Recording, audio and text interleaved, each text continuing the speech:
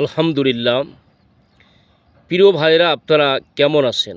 সকলের জন্য অসংখ্য শুভকামনা। আসুন, আমরা যারা অসুস্থতায় ভুগতেছি তাদের জন্য একটি দোয়া শিখিয়ে দিই। এই দোয়াটি প্রতিদিন আমল করবেন, ইনশাআল্লাহ আল্লাহ রব্বুল আলামিন আপনার সুস্থতা দিয়ে দেবেন। দোয়াটি হলো, পবিত্র কালামে কিছু আয়াত আছে যেগুলোকে বলা হয় আয়াতে শেফা।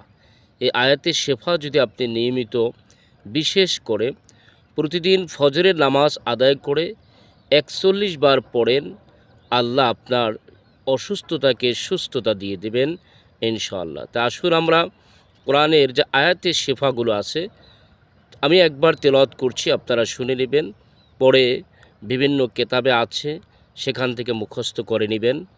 ওয়াশফি সুদুরা কওমিন মুমিনিনা ওয়া শিফাউল লিমা ফিস সুদুর ওয়া হুদাও ওয়া রাহমাতুল লিল মুমিনিন ফিহি শিফাউল লিন-নাস ওয়া নুনাজ্জিলু মিনাল কুরআন মা হুয়া শিফাউ ওয়া রাহমাতুল লিল মুমিনিন ওয়া ইযা মারিদতু ফাহুয়া ইয়াশফিন কুল হুয়া লিল্লাযিনা আমানু হুদাও ওয়া শিফাউন।